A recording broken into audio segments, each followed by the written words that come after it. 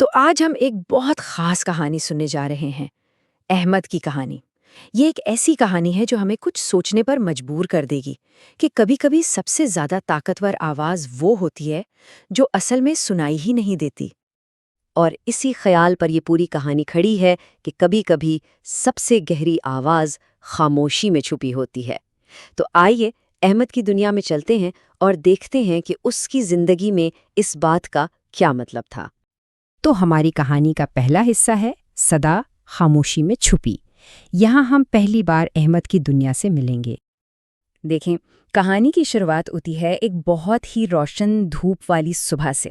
مطلب باہر کی دنیا تو روشنی سے جگمگا رہی ہے، لیکن احمد، ہمارا کردار، اس کی اپنی دنیا میں جیسے اندھیرا چھایا ہوا ہے۔ اور یہی تضاد، یہی فرق اس کی پوری کہانی کی بنیاد ہے۔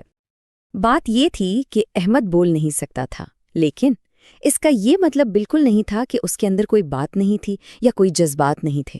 نہیں، اس کی خاموشی خالی نہیں تھی۔ اس کی آنکھیں سب کچھ بیان کر دیتی تھیں۔ بس کوئی دیکھنے والا، کوئی سمجھنے والا چاہیے تھا۔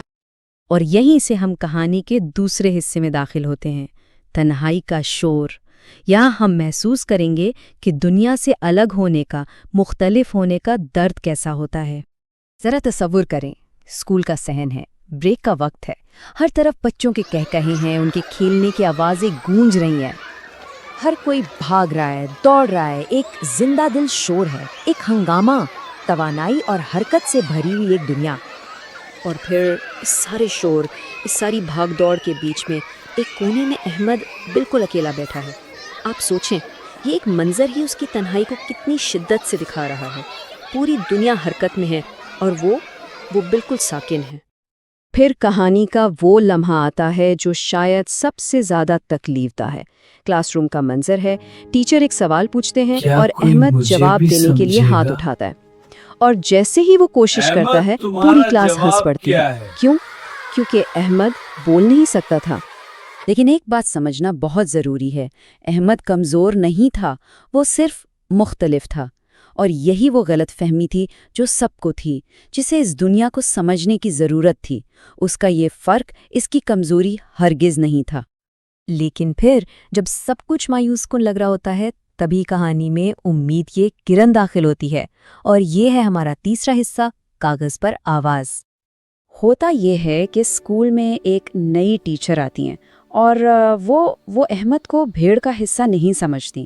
وہ اسے ایک الگ انسان کے طور پر دیکھتی ہیں، وہ اسے دیکھ کر مسکراتی ہیں۔ اب یہ سننے میں ایک بہت معمولی سی بات لگتی ہے نا؟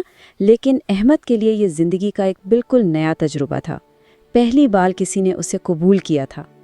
اور پھر وہ ٹیچر ایک ایسا کام کرتی ہیں جو سب سے اہم ہے۔ وہ اس پر بولنے کے لیے زور نہیں ڈالتی، نہیں، اس کے بجائے وہ اسے اظہار کا ایک بالکل نیا راستہ دکھاتی ہیں۔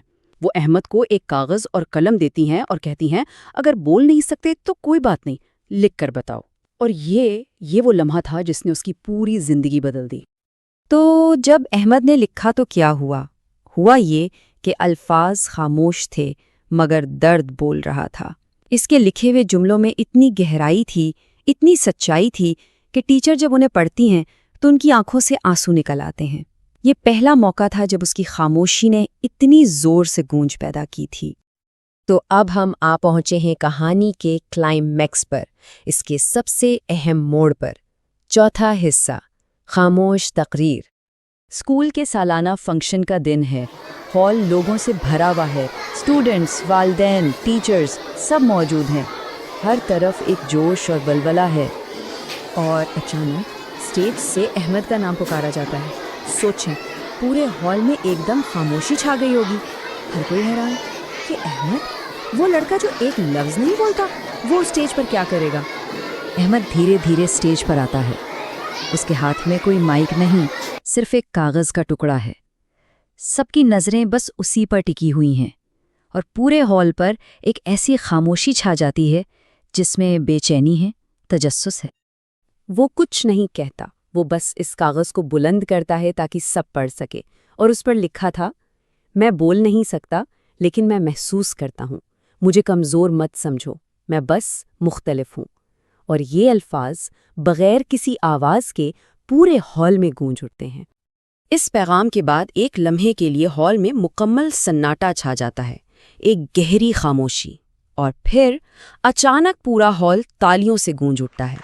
اور یہ صرف تعریف کی تالیاں نہیں تھیں، نہیں، یہ اس بات کا ثبوت تھی کہ لوگوں نے اسے سمجھ لیا ہے، اسے قبول کر لیا ہے۔ یہ اس کی خاموش تقریر کا جواب تھا۔ بس وہ ایک لمحہ، اور اس ایک لمحے نے سب کچھ بدل کر رکھ دیا۔ اور اب ہم آتے ہیں کہانی کے آخری حصے پر، سب سے اونچی آواز۔ اس فنکشن کے بعد احمد کے لیے دنیا واقعی بدل گئی۔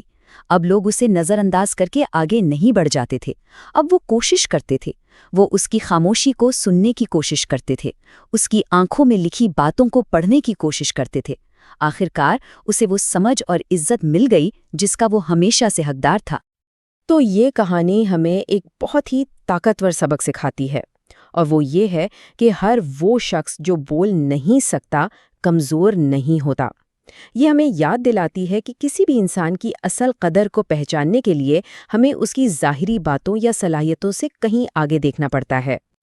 اور آخر میں ہم وہیں واپس آ جاتے ہیں جہاں سے ہم نے یہ سفر شروع کیا تھا، کہ کبھی کبھی خاموشی ہی سب سے اونچی آواز ہوتی ہے۔ احمد کی کہانی ہمیں یہی تو سکھاتی ہے کہ اصل کمیونیکیشن، اصل بات چیت صرف الفاظ سے نہیں ہوتی، اس کے لیے سمجھ، ہمدردی اور ایک کھلا دل چاہیے۔